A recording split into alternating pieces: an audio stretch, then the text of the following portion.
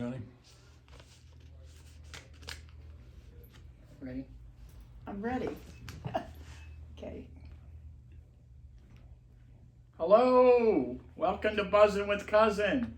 I'm your host, Cousin Johnny. How's everybody doing out there? We have a great show planned. I've got a great guest.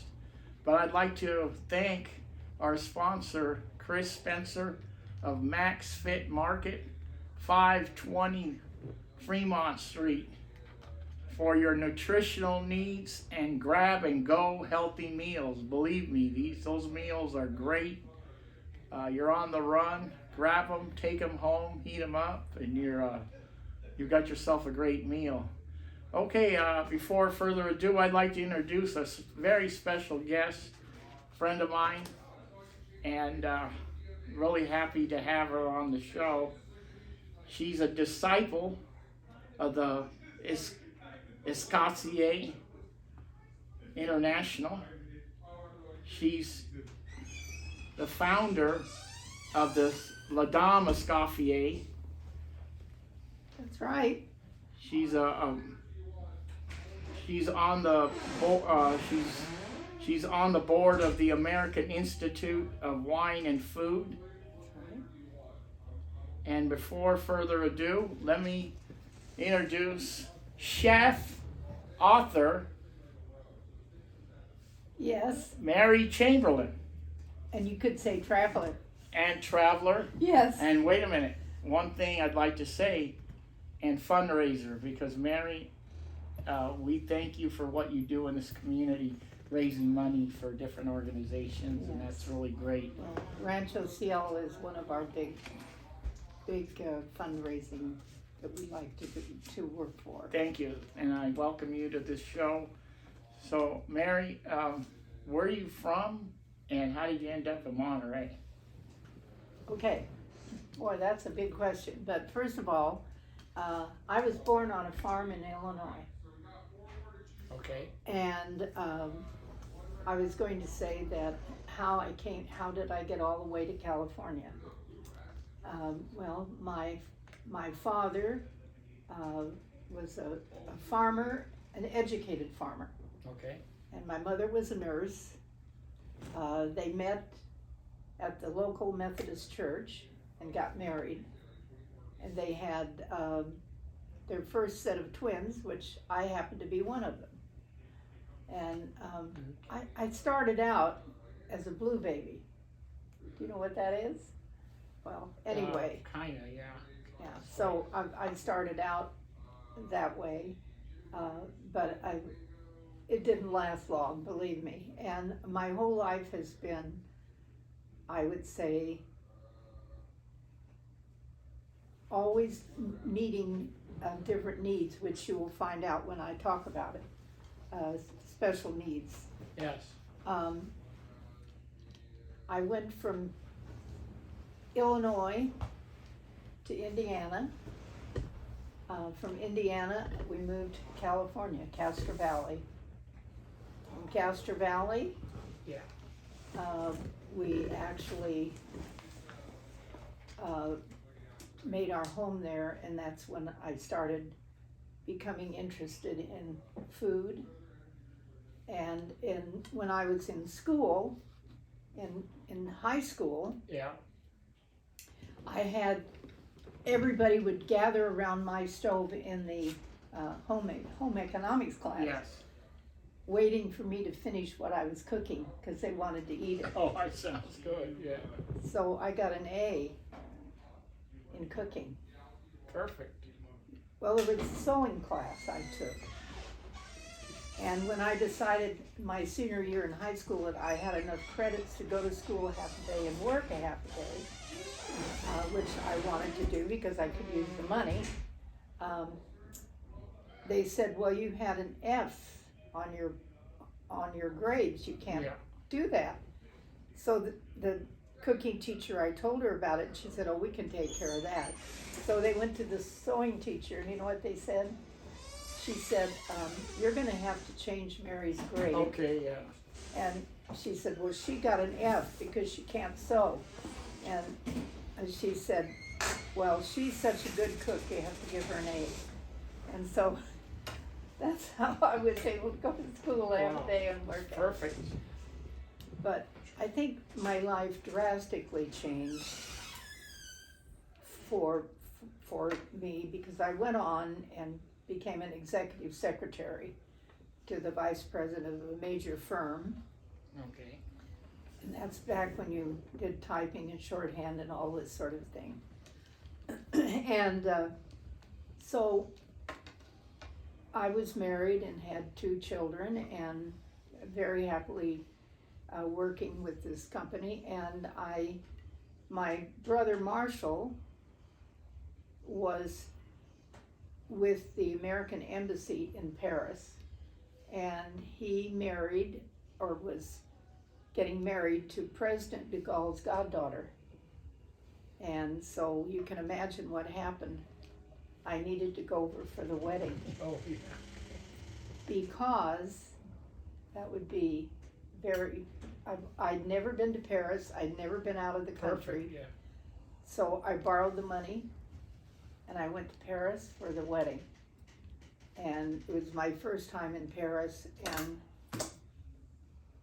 I can still remember going out to dinner and tasting that food, and I could not believe it was so delicious.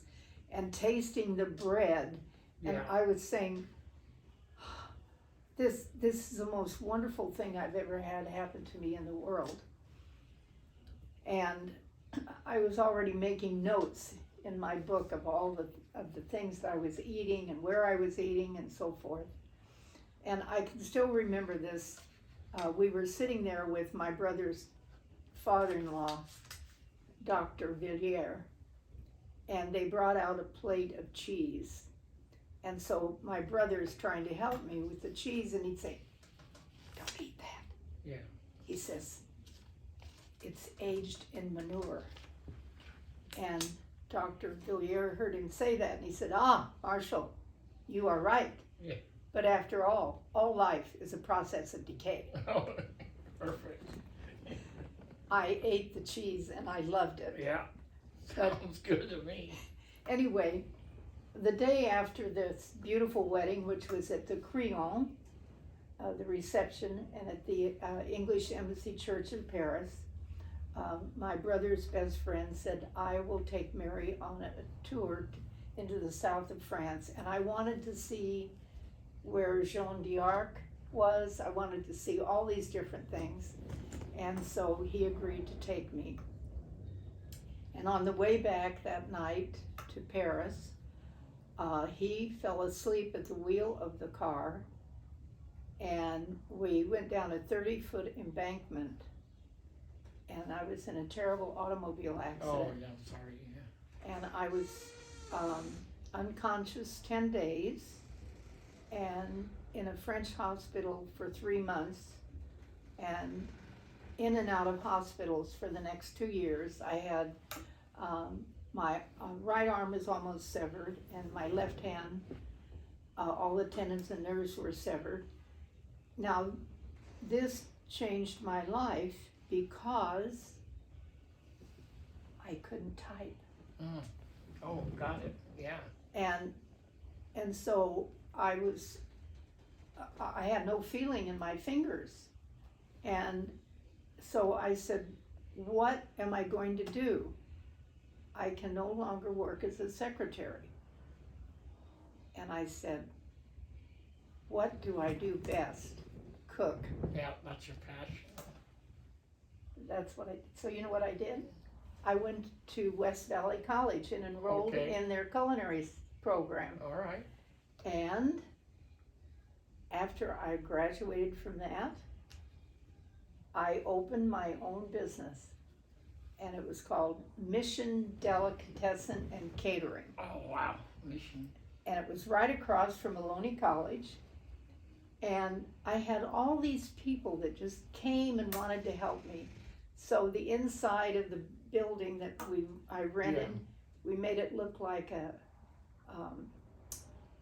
it had arbor and redwood over it, and all the tables were redwood Yeah. And they were modeled after the mission churches, the Okay. tables. Oh, yeah, yeah. And so it's so beautiful inside, all redwood. Wow, sounds great. And wine barrels.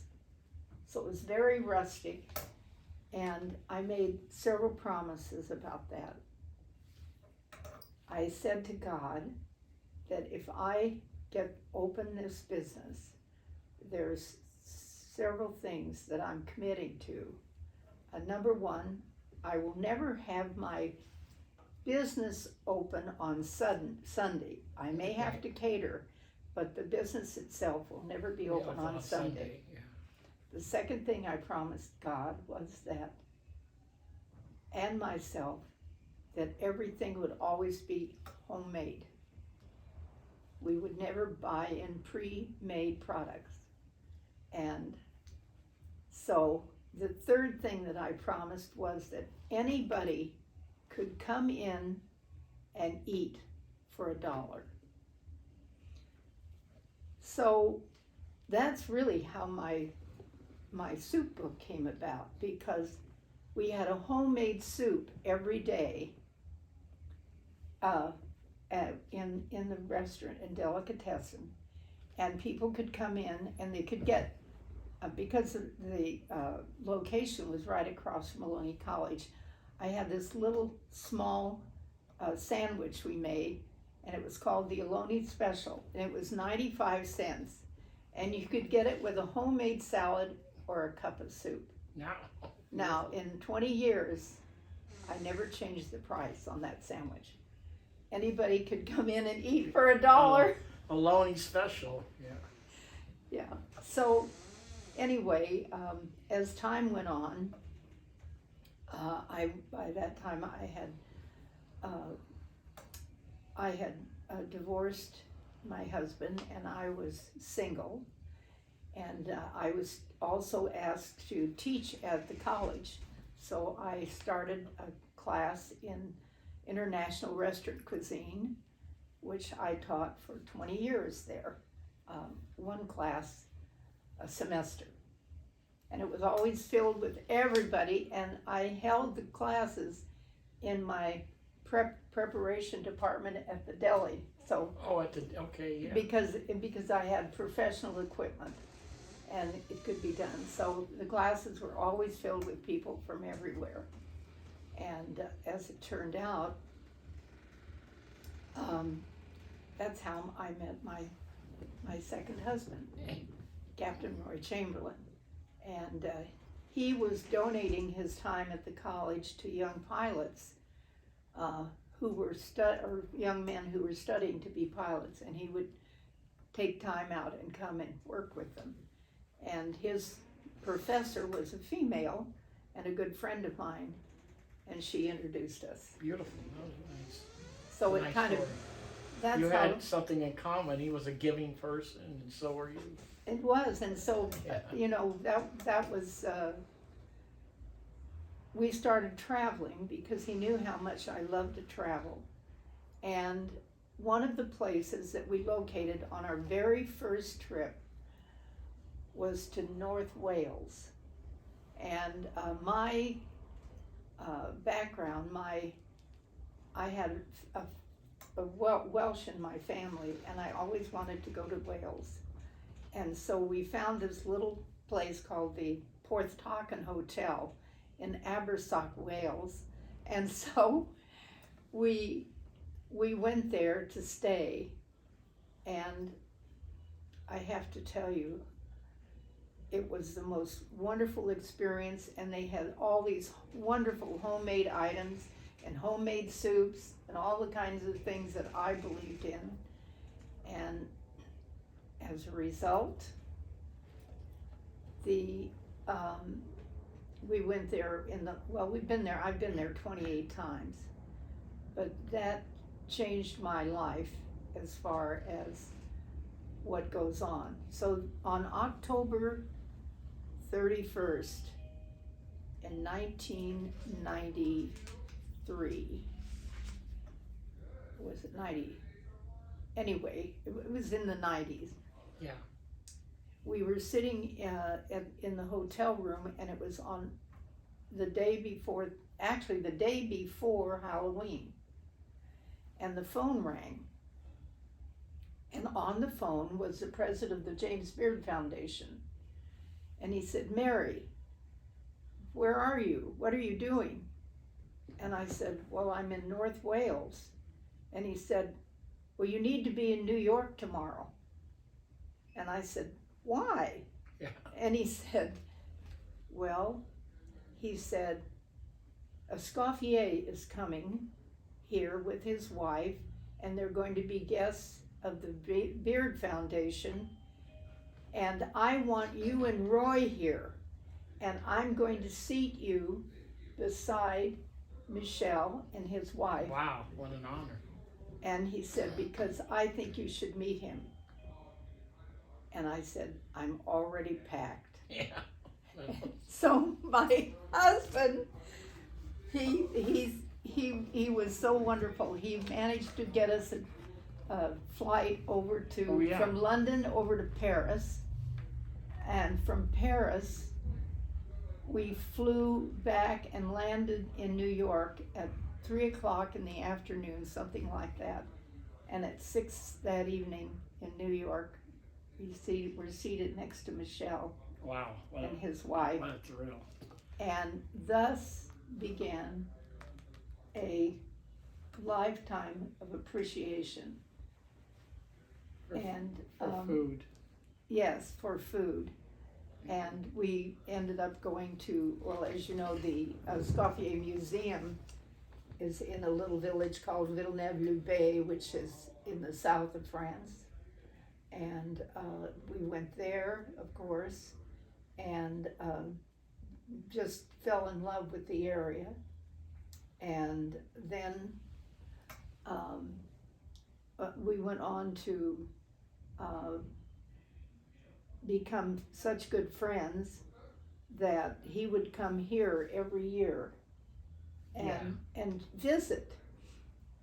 And then suddenly there was some people that were following Michelle about opening the Escoffier schools here in the United States. One of the most prestigious schools in the world. Yes, it is. And so they started talking to Michelle, and Michelle would talk to me about it. And I'm always kind of proud about this story because it turned out that Michelle and Jack Larson, who founded the Augusta Escoffier Schools of Culinary Arts, they came to my house for dinner. Wow. And Jack had with him the contract. And so I planned this beautiful, beautiful dinner, and Michelle is there, and they were going to ask Michelle to sign the contract for the Escoffier schools so that they could start the schools. And wow, that's well, I want to tell you that he was him and hawing around, and I said, "Michelle, sign it and let's get going that's here." it. Yeah. And everybody laughed, you know. Perfect. And he signed the contract, and thus the Escoffier schools were signed at my table, and that was the beginning of the Escoffier schools. Now, Mary, the disciples of Escoffier. Now, how did that come about? Yeah, I mean, can you explain what it is and how it came about for our listeners? Well, I know it's a very most prestigious. people would not realize that there are over 33,000 disciples of Escoffier throughout the world. And the United States has very few. But anywhere you go, anywhere in the world, people in very fine restaurants and so forth understand and know about the disciples of Escoffier. And it's a very high honor to be invited into the organization. The business office is located in Villeneuve-Loubet at the Escoffier schools, at the Escoffier Museum and Foundation. Now, most people would not know this, but the museum and foundation that's in this little village. If you were to go to Paris and understand that they have a list of places frequently visited by tourists from around the world, Yeah. number 5 on the list is the Escoffier Museum Wow. and Foundation. Great. So people, you know, don't realize the importance of this little tiny place. Now, I always like to tell this story because Escoffier, that was his father's home, and Auguste Escoffier's home. And when you look at it, he was a little boy, and they actually have the little stove that he cooked at, and a little stool that he used to stand on when he cooked. And in all of the schools, they have the 2 Escoffier brick and mortar schools here. One is in I'm going to say out of Denver, and actually in north of Denver, I can't say it all of a sudden. In the let's see, there's Denver, and then there's one in Texas. And so both schools have the little stoves in them. Oh, they do, yeah. Yeah, they have both. Like a tribute, kind of like. Yeah, it's a tribute, and it's a exact model of the little That's stove great, yeah. and the little stool. It's kind of special. One of the things that I might bring out, Jack Larson was a brilliant man, and about 7 or 8 years ago, maybe 9, he decided to do online education. If you know, and people said, you can't teach cooking online. Yeah. And they all thought they laughed at him. Everybody thought it was crazy. But they went ahead and they put in an online school, as well as the 2 brick and mortar schools. Well, I have to say, what happened when this pandemic hit? Oh, yeah. Not any of their students lost any time at all. Those in the brick and mortar schools went online to finish their education. And they had over, I think, around 7,000. That may have been even much more than that in the schools. But it's very, very interesting to see, and I'm on the board for the Escoffier schools, and Great, congratulations on that. and so we stay very busy. But that's another part of Escoffier and his life. But then the concept of bringing the disciples to the United States came about with the fact that Michelle started coming to the United States, and we did. The 28th of October is Escoffier's birthday. That's my birthday. That's your birthday? October 28th. Oh my gosh! Well, no wonder you're we're gonna have to celebrate it with Well, me, you, and Michelle. Absolutely. Escoffier. That's fantastic. Yeah, October 28th. Yeah. Well, Beautiful. I won't forget it. Well, as a result, he comes over every year, and whether it's October, because they have a huge event also in Europe for the birthday. And this past year was the 100 and I'm trying to say, I think the 150th anniversary. I'd have to think a minute about it, but they held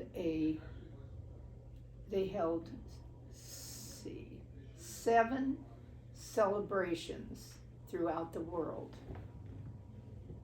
And we here on the peninsula got to have the celebration.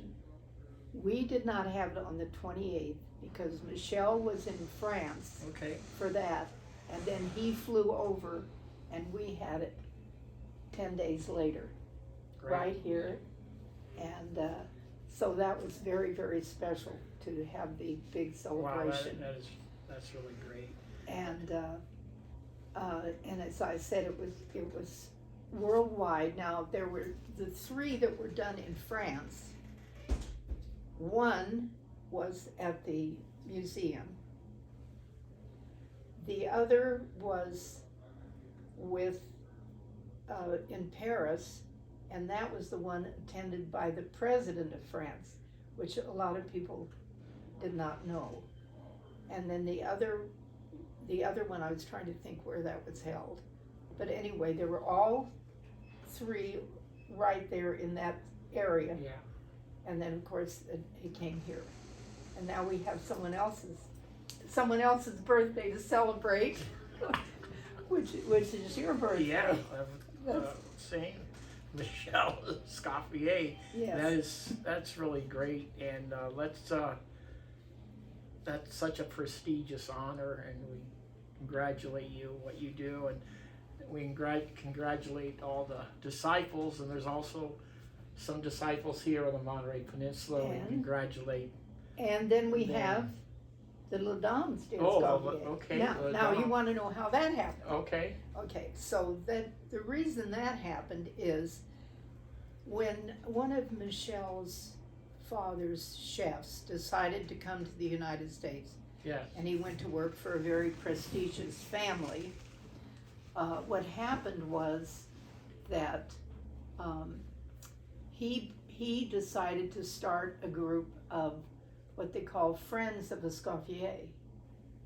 And so this was a very, what I would say, prestigious organization, but they didn't have very many women in it. In fact, I think very few. Okay. And so the Les Dames d'Escoffier actually was started as a result of the Friends of Escoffier. And Okay. so here in this part, the Les Dames now is a very large organization nationwide, and they have their offices are in Louisville, Kentucky, and I would say that the really interesting part of it is that we started it here, and we have about 64 members here in this part. Ladies. Yes, ladies, because there are members here. They have one in San Diego. They have them in That's Dallas. that's They really have them in great. New York. They're all over the world. That's great. So anyway, so there's been a lot of prestigious organizations that have come out of this, of the name, the Escoffier name, That's very prestigious. and so forth. And I was going to say that we might even go on to say that Julia was, of course, a disciple of Julia Escoffier. Child. Yes, and she was, I was going to say she was, of course, known worldwide because she started out in France, Yeah. as you know, and her first meal, she was, in fact, we had Julia's birthday here and in the area, and we held it at not the Rio Grill, or was it the Rio Grill? No, it wasn't. It was the one in Monterey. Oh, Monterey. Montreal, that's Okay. right. And we had Nice. had it there, and the night of her birthday, we ordered a croquembouche, of course, as her birthday cake. What a pressure for the crew and the chefs Yes. at Montreal to say Julia Childs is coming for dinner. It's like, Well, wow. she was deceased at this Okay, time. yeah. But what I'm saying is, so we were doing this birthday Okay, yeah. celebration. It was her 100th, I think it was. So I said, how can we really make this important? Well, the first thing Julia said was that she was so impressed with was the bread. The French bread that's laid on the table and everything. Yeah. So when we had everybody seated, we said, oh, something's missing. And we had the owner of Palermo Bakery. Oh, yeah, Erasmo. And he sang, he came out. He's great. He's a and they soprano. came out singing, He's and a all great of them soprano. carrying bread, and they laid the bread on the table to start the dinner. Wow, that's And what a then, story, yeah, no, it was really so beautifully done, and something that, and then we served it all where everybody got their big pot of stew, and so forth, and it was just a great evening. Now, you were a personal friend of Juliet. All you guys cooked Yes. together a few times. Well, Spent time together.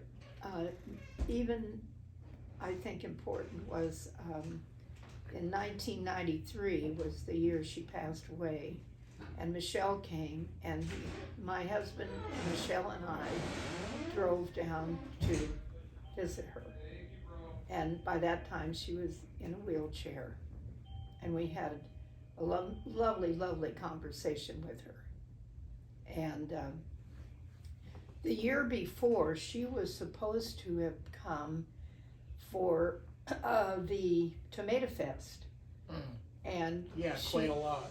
and it was held out there, and she couldn't come because she hit her leg, and she never was well after that.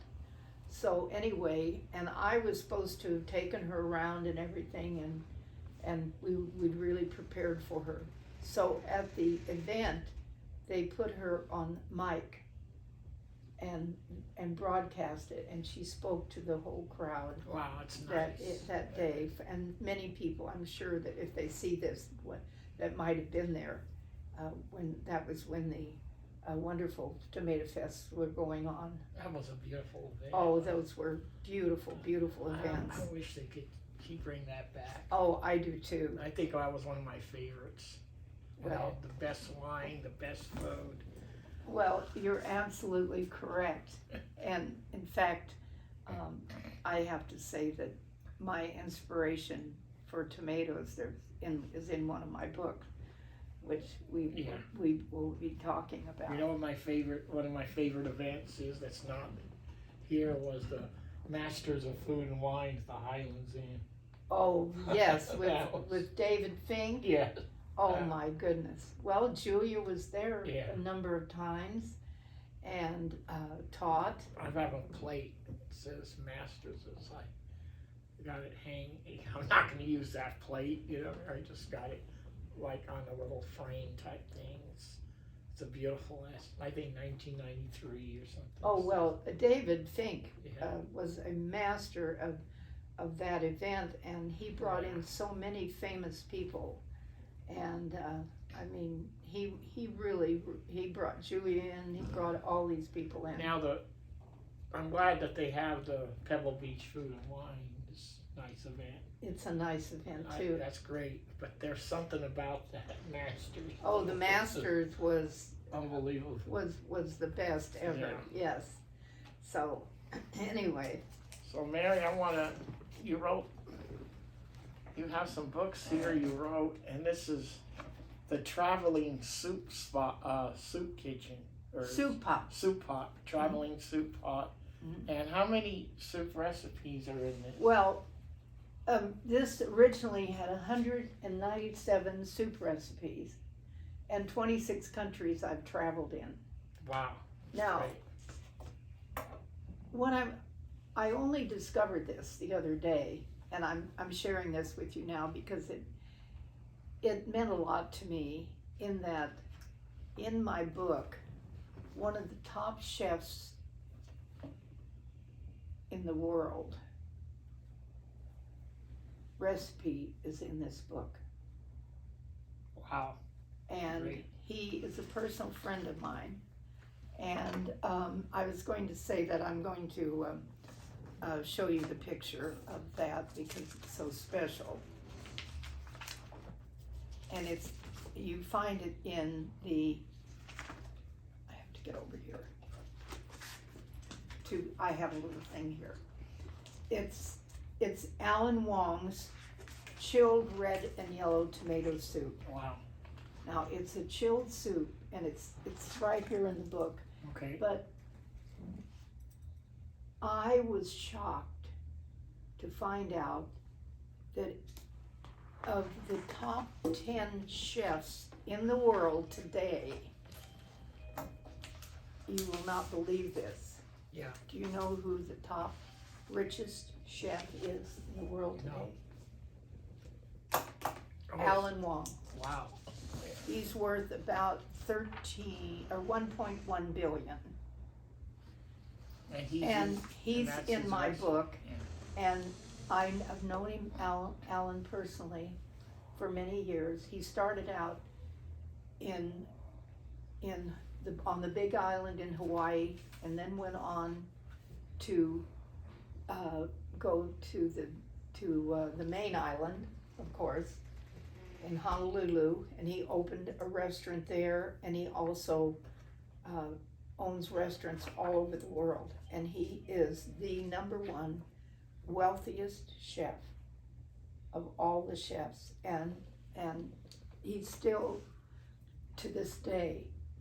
But when I asked him for this recipe, Yeah. because I used to eat it all the time and it was so delicious, and he said, Mary, you can have this recipe, but only if you do not change one word.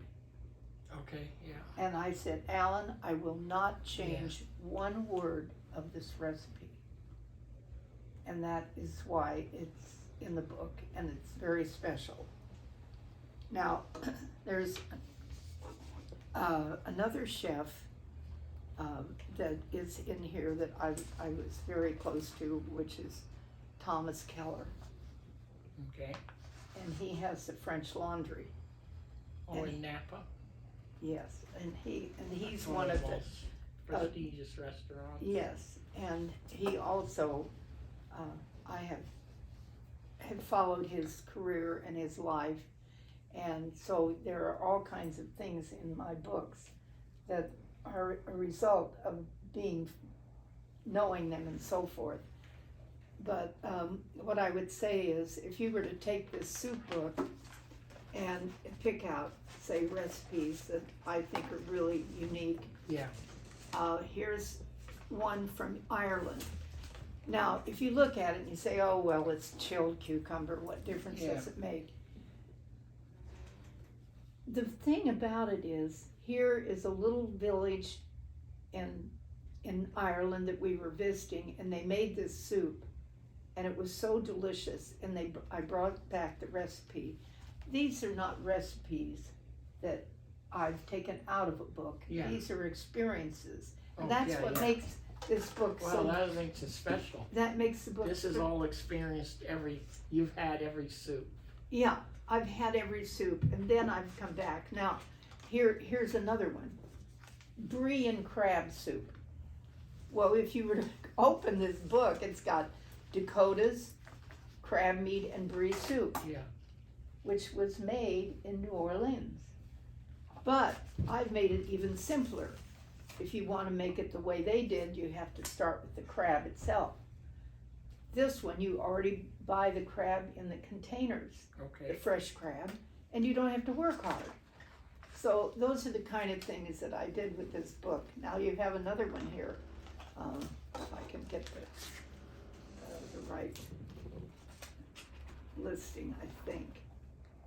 No, okay, well, anyway, it's the French onion soup. Okay. Yeah. All right, now, everybody loves onions, French Oh, onion yeah. soup. All right. Yes. Yeah. So right away, I'm gonna have to tell you that it's not what you think, the way it's made in this book. And after going to France, and I've eaten French onion soup in all the best places. Yeah. And this recipe is the best. Number one, not only do you saute a lot of onions, say 8 or 9 onions, all sliced nicely. Okay. Then you take and slice another onion, about 6 slices, and you burn them coal black in the skillet, Okay. right? Yeah, black. Coal black. They're burnt. Okay. And then you wrap it up in cheesecloth. Now when you're adding your broth for the French onion soup, you're not using beef stock, No. you're using chicken stock. Okay, chicken stock. All right, is you're gonna secret. pour that in. Now it's gonna cook those lovely onions that are all lovely and golden. And then you're gonna take that bag of those black burnt onions Okay, yeah. and drop it into the soup. Oh, really? That does something. I'm gonna tell you, when you eat this soup, Yeah. you think you're in heaven. Okay. But I'm just saying that you can take things like this that don't seem like much. So the one thing that I did with these books, and being a chef and being a cook, why do I have to buy a book and stick a brick in it to hold it open? Yeah. Why? Yeah. So That's why you got. So the books may cost a little bit more, but it's spiral bound. Spiral round, you could just flop it down. You can open it Yeah. up, you can hold the book, and you don't have to be sitting there trying to keep the book Kind open. of keep it open, yeah. No, I mean, that was, That's a great idea, yeah. and then what I did is I have all of it labeled, so you can go, there's a Yeah. recipes, but you can go to a section that you prefer and open it up and you have it. There's a recipe in there that Uh-huh. I can't remember if I was watching a podcast or something on that TV, but Wendy Brody, she raves about the salmon soup. Oh, that's in this book? Yeah. Oh, I know that's She said that it's not fishy, it's very delicate, and it's just superb. I'm so glad you said that, because my other grandmother, that's why that soup is in there. My great-grandmother was lady in waiting to the Queen of Sweden, which meant that they were cousins. But she ran off and got married and left and came to the United States. And that was her favorite thing, was salmon soup. Salmon soup. And so when I did this book, I had to honor her Yeah. by putting it into the northern European Yeah, section. it doesn't taste fishy, is what. No, it's Wendy right here, said, it's yeah. salmon soup. And it says, a special soup from Sweden. My great-grandmother was lady in waiting to the Queen of Sweden, and according to family lore, she ran off with a Laplander. Oh my goodness. Married him and came to the United States. She was famous for preparing Swedish smorgasbord. This soup is in her honor. Oh, wow, that's nice. Yeah. So there's a lot of, It's like a lot of touching stories other than just. there's you a go reason there's a reason for every that soup. recipe is Yeah, here. it's nice. And having married my husband, which I know people think, well, so but it changed my life. Yeah. And when I had been over in Paris, I owned my company, and I decided to go over and spend 3 weeks at Cordon Bleu. So I flew over to Paris, and I had many years ago ran a program that brought 500 kids a year in from France, and one of the ladies said, if you ever come to Paris, you may stay with me. And I lived with her and went to Cordon Bleu for 3 months. And so I gathered up always a lot of recipes and a lot of information. But I was going to say that my husband wore a T-shirt when he proposed to me that said, "Marry me and fly free."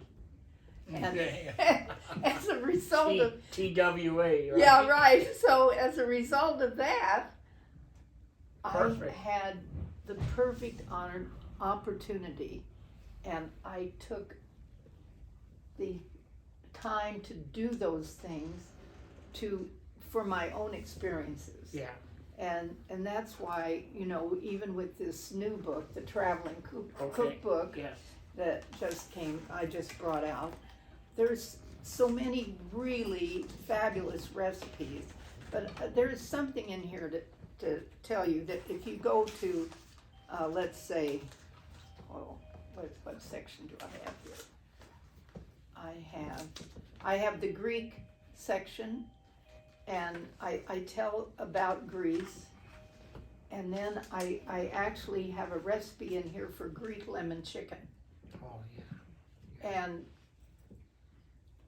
I'm going to say that when we lived in Greece for 4 months on the Peloponnese, in a little village called Lemnidassos. Lemnidassos means lemon trees. And when I write about it, I'll just read a little something here that I write about, because it tells you a little bit about it. It says, "Sailing the islands on the deep blue seas of ancient Greece and the Peloponnese, I see thousands of 300 and 400-year-old olive trees and many secret stories to tell that will never be told. I see the village of Lemnidassos with thousands of lemon trees, their perfume permeating the air. Wow. I see the bottles of wines known as the blood of Hercules reverently displayed on the wine shops. I see the sun setting over the Acropolis from the top of the Athens Hilton, a sight for the eyes of every visitor. Then I find myself in the little tavernas throughout the small villages, serving delicious food, family recipes created of succulent olive oil, flavored vegetables, fish, and lamb dishes, oozing with the scent of lemon, followed by the creamiest yogurt and honey known to man. I got goosebumps listening to that. This is truly great. Greek cuisine. Great. I mean, just the description there, and then to actually be eating that the soup. No, but It really feels good. and it's kind of like taking the lemon and you cut it up and you cut up your chicken, and you marinate it. You let it sit for a day. Let it with all the herbs and everything, and it's the time that you take and the love to make it taste good. And if you go to something like, there's a recipe in here from Spain. When you were going through the pages, Uh-huh. I glanced, and I love lamb. I saw a lamb recipe Oh yeah. on the front. Oh yeah. A lamb recipe Oh. is really good. This is this one is the roasted tenderloin of pork with apricot walnut dressing and a sauce d'Albe. And then the one I was going to show you, I think, is this was it. Okay. This is the red snapper Baja Mar, and this is one of the most delicious recipes for fish done in a red sauce. Okay. Yeah. Normally you see, white sauce, lemon, everything. This is, you make the sauce, and then all you do is take it and put the sauce in a little baking dish, lay the fish in it, more sauce over the top, bake it in the oven, and it's done. And you've got a completely different flavor. And here's what I want to read to you about the man who created this sauce. And it's down here at the bottom. This man, his name was, I'm trying to see here, but Spanish. yeah, it was a Spanish name. But he said he took us out to the lobster tank This is in his little restaurant. Okay. And proceeded to explain the lobsters were the best in the world because they were happy and pleased in their surroundings. Yet you will notice, he said, that the bottom is laden with seashells and other little fish swimming around. The lobsters have very tender claws, and the shells make them comfortable as if they are in the ocean environment.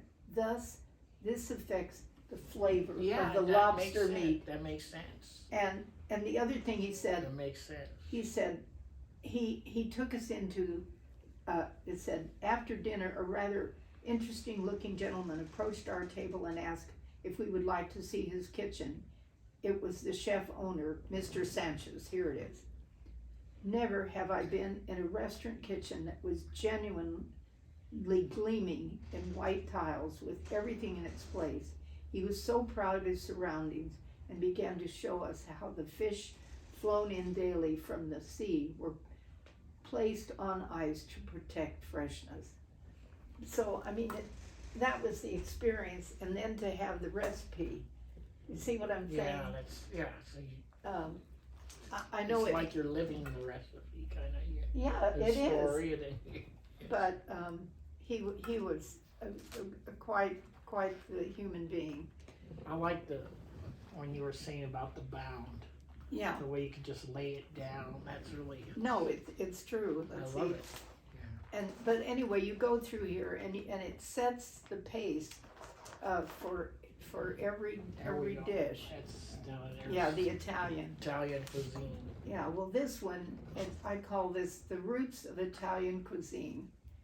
In my dreams, I recall the magnificent statue of David in Florence, the foot of Christ lovingly touched by millions of Christians in the Vatican, the welcoming Spanish steps in Rome, the Trevi fountain with its bubbling waters filled with coins holding visitors' wishes and dreams, the ancient walled city of Monterey in Tuscany, housing the memories of Dante writing the Inferno. And then I awakened to the memories of flavorful Italian food. Having spent many months of my life traveling the routes of Italian cuisine, I share the following recipes with you. Oh, fantastic. So you see what I mean? Yeah. It's placing you there, and then you can take these recipes. It places you right there. Yeah, it places you there.